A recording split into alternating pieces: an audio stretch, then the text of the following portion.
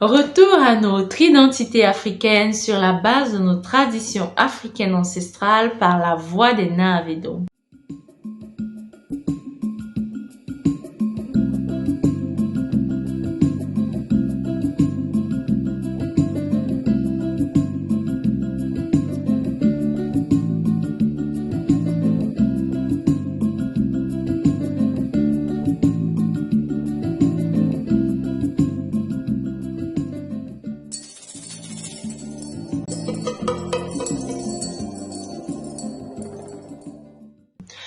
Au Tepa à toutes et à tous, nous espérons que vous allez bien. Dans cette vidéo, nous allons partager avec vous les différentes leçons que nous avons apprises durant la 3e séance de lecture de contes pour le conte de la célébration de Kili de l'année 110 015. Alors, le conte était intitulé La queue des animaux. Ce conte est tiré du livre Contes, histoires et légendes initiatiques des terres du milieu, écrit par l'aîné Gaja Danso Kekafouekwe, des éditions Kaoka Kaoka, disponibles sur Essibla.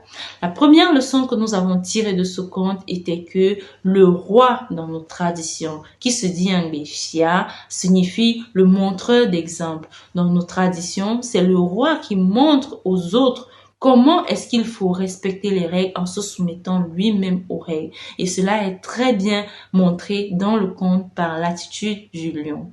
La deuxième leçon que nous avons identifiée était le fait de faire le parallèle entre la queue et ce que représente la queue pour l'être humain.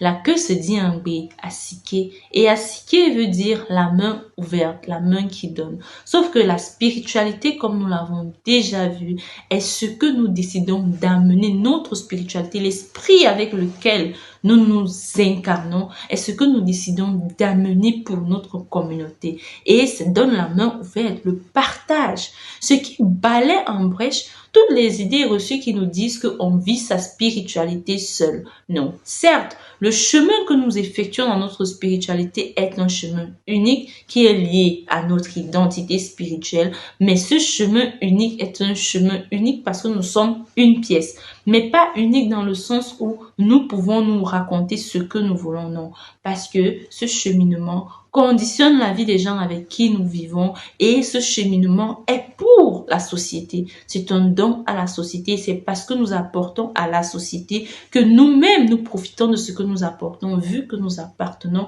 à la société.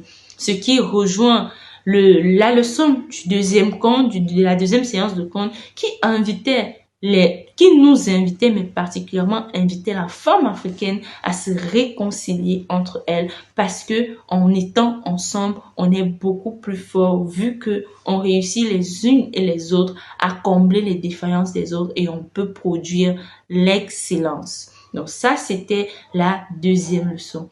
Donc, cette deuxième leçon nous invitait donc à quoi? Cette deuxième leçon nous invitait à nous connaître pour pouvoir amener exactement ce que nous sommes sans tomber en fait dans les déviances, sans tomber en fait dans les interdits. Parce que la troisième leçon que nous avons appris était une leçon qui nous faisait comprendre que dans tout ce qui existe, il y a une dualité.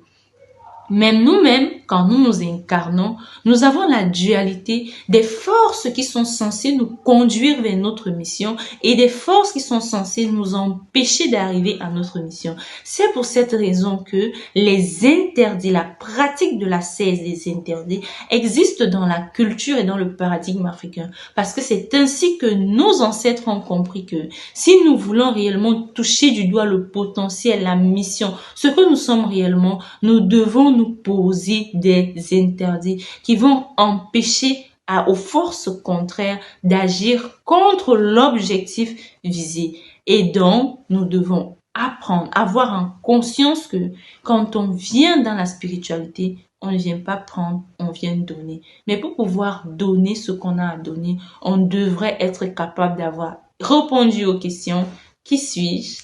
Où vais-je et avec quoi? Et ces questions ne s'inventent pas.